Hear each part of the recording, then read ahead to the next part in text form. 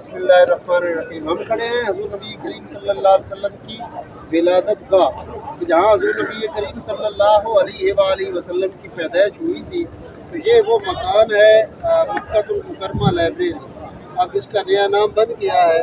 यहाँ हज़ूर नबी करीम सल्लल्लाहु अलैहि वसल्लम के वालिदैन करीमैन तय्यबैन यहाँ रिहाइश पजीर होते थे और हज़ूर नबी करीम सल्लल्लाहु अलैहि वसल्लम की विलादत जो है इस मुक़द्दस मकाम के ऊपर हुई थी।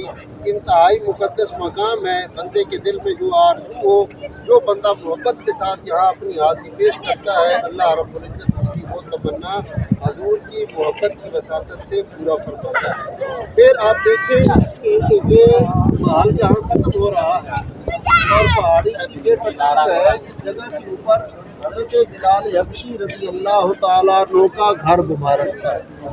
क्योंकि लोग पहाड़ों के ऊपर नीचे जो है वो रिहाइशें थी, तो हज़रत बिलाल हबशी रज़ी अल्लाह तआला अन्हु का यहाँ घर था। और हमने अपने आँखों से देखा था कि यहाँ एक छोटी सी मस्जिद थी जो आपके उन्होंने इस दीवार के बिल्कुल पीछे कर दी है। तो यहाँ वो मस्जिद बिलाल भी मौजूद थी कि जहाँ हज़रत बिलाल हबशी रज़ी अल्लाह तआला अन्हु अपने घर की मस्जिद में जो है अल्लाह अल्लाह किया करते थे। आपने एक चीज़ सुन रखी है कि हज़ूर नबी करीम सल्लल्लाहु अलैहि वसल्लम ने जब अपनी तबलीगी सरगर्मी शुरू की थी तो उस वक्त आपका मुआशी बाइकाट हुआ था। 3 साल के लिए आपके साथ लेना देना, आपके पूरे ख़ानदान के साथ जो है अहले मक्का ने आपका बाइकाट किया था। तो आपने अपना जो है जितना आपका कबीला था वो सारे का सारा शैब अबी तालिब में आकर मैसूर हो गया था, रहना शुरू कर दिया था।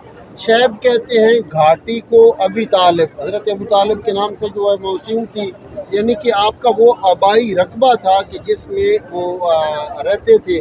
तो शैब अबी तालिब जो है यहाँ ये जो आपकी झाड़ियाँ खड़ी हैं, तो ये शैब अबी तालिब का हिस्सा था कि जहाँ हज़ूर नबी करीम सल्लल्लाहु अलैहि वसल्लम का ख़ानदान आली पाक जो है 3 साल तक मैसूर रहा।